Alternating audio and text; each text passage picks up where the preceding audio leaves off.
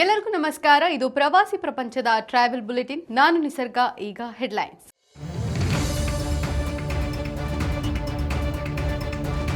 ಹಂಪಿ ಉತ್ಸವ 2026ಕ್ಕೆ ವಿದ್ಯುಕ್ತ ಚಾಲನೆ. ಪರಂಪರೆಗಳ ಸಂರಕ್ಷಣೆ ನಮ್ಮ ಗುರಿ ಎಂದ ಸಿಎಂ ಸಿದ್ದರಾಮಯ್ಯ.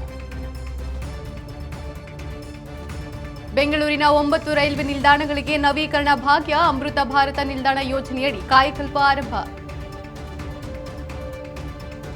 ಕ್ಯೂಟ್ ಆನೆ ಮರಿ ಮೋಮೋ ಬರ್ತ್ಡೇ ವಿಡಿಯೋ ವೈರಲ್. ಸಿಬ್ಬಂದಿ ವರ್ಗಕ್ಕೆ ಹರಿದು ಬಂದ ಮೆಚ್ಚುಗೆಯ ಮಹಾಪೂರ.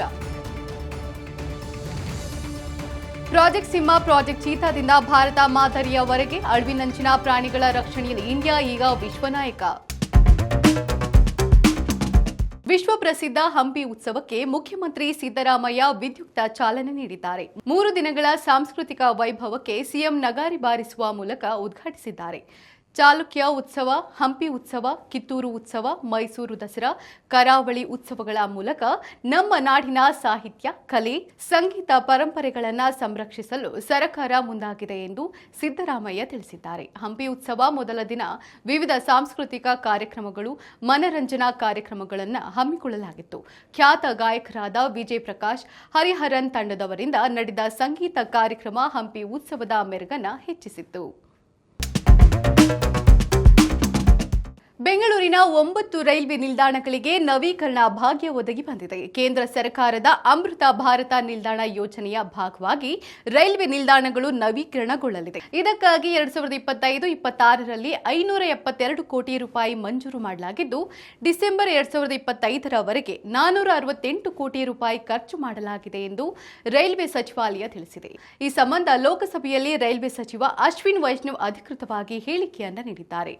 ಬೆಂಗಳೂರಿನ ಕಂಟೋನ್ಮೆಂಟ್, ಕ್ರಾಂತಿವೀರ ಸಂಗೊಳ್ಳಿ ರಾಯಣ್ಣ ನಿಲ್ದಾಣ, ಯಶವಂತಪುರ, ಮಲ್ಲೇಶ್ವರಂ, ವೈಟ್ಫೀಲ್ಡ್, ಕೃಷ್ಣರಾಜಪುರಂ, ಕೆಂಗೇರಿ, ಚನ್ನಸಂದ್ರ ಮತ್ತು ದೊಡ್ಡಬಳ್ಳಾಪುರ ನಿಲ್ದಾಣಗಳನ್ನು ಅಮೃತ ಭಾರತ ನಿಲ್ದಾಣ ಯೋಜನೆಯಡಿ ನವೀಕರಿಸಲಾಗುವುದು ಎಂದು ರೈಲ್ವೆ ಸಚಿವರು ತಿಳಿಸಿದ್ದಾರೆ. ಈ ಮೂಲಕ ಪ್ರಯಾಣಿಕರ ಆರಾಮದಾಯಕ ಪ್ರಯಾಣಕ್ಕೆ ರೈಲ್ವೆ ಇಲಾಖೆ ಆಧುನಿಕ ಮತ್ತು ಟ್ರಾವೆಲ್ ಫ್ರೆಂಡ್ಲಿ ಟಚ್ ನೀಡಲಿದೆ.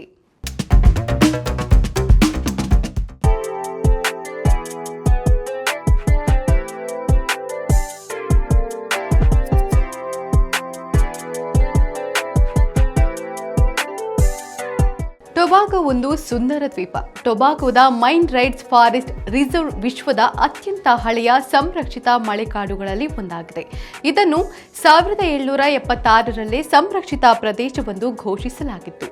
ಟೊಬಾಗೊದ ಕರಾವಳಿಯಲ್ಲಿ ವಿಶ್ವದ ಅತಿ ದೊಡ್ಡ ಬ್ರೈನ್ ಕೋರಲ್ ಕಂಡುಬರುತ್ತದೆ. ಇದು ಸುಮಾರು 10 ಅಡಿ ಎತ್ತರ ಮತ್ತು 16 ಅಡಿ ಅಗಲವಿದ್ದು, ನೋಡಲು ಮನುಷ್ಯನ ಮೆದುಳಿನ ಆಕಾರದಲ್ಲಿರುವುದರಿಂದ ಈ ಹೆಸರು ಬಂದಿದೆ.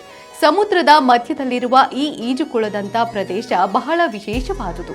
ಇಲ್ಲಿ ಸಮುದ್ರದ ಆಳ ತುಂಬಾ ಕಡಿಮೆ ಇದ್ದು, ನೀರು ಸ್ಫಟಿಕದಂತೆ ಸ್ವಚ್ಛವಾಗಿರುತ್ತದೆ. ಇಲ್ಲಿ ಸ್ನಾನ ಮಾಡಿದ್ರೆ ಮನುಷ್ಯ ಮತ್ತೆ ಯೌವನ ಪಡೆಯುತ್ತಾನೆ ಎಂಬ ನಂಬಿಕೆ ಅಲ್ಲಿನ ಜನರಲ್ಲಿದೆ.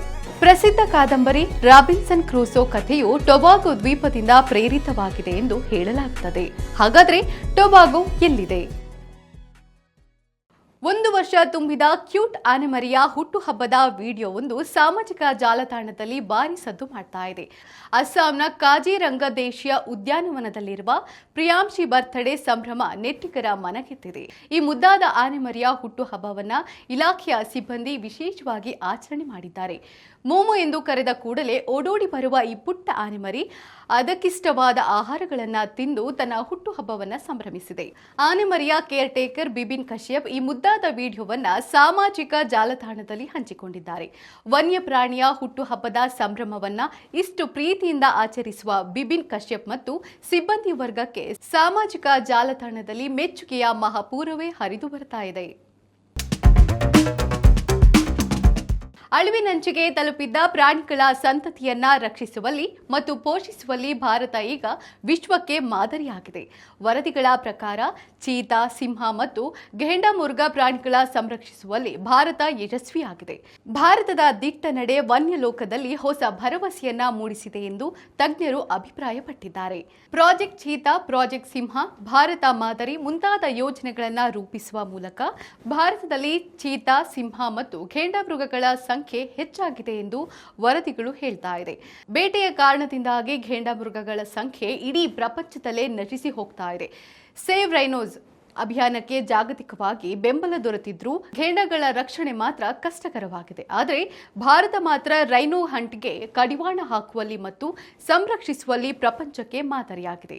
ಅಂಕಿಅಂಶಗಳ ಪ್ರಕಾರ 1960ರಲ್ಲಿ ಕೇವಲ 600 ಘೇಂಡ ಮೃಗಗಳು ಭಾರತದಲ್ಲಿ ಇತ್ತು. ಆದರೆ 2024 ಅಂಕಿಅಂಶಗಳ ಪ್ರಕಾರ ರೈನೋಗಳ ಸಂಖ್ಯೆ 4000 ಗಡಿ ದಾಟಿದೆ. ಹೀಗಾಗಿ ಭಾರತ ಪ್ರಾಣಿಗಳ ಸಂರಕ್ಷಣೆಯ ನಿಟ್ಟಿನಲ್ಲಿ ವಿಶ್ವ ನಾಯಕನಾಗಿ ಅಗ್ರಸ್ಥಾನದಲ್ಲಿದೆ.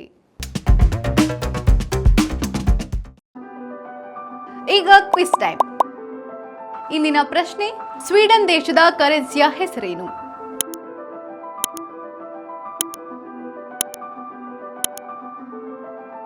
ಸರಿಯಾದ ಉತ್ತರವನ್ನ ಕಮೆಂಟ್ ಮಾಡಿ ತಿಳಿಸಿ.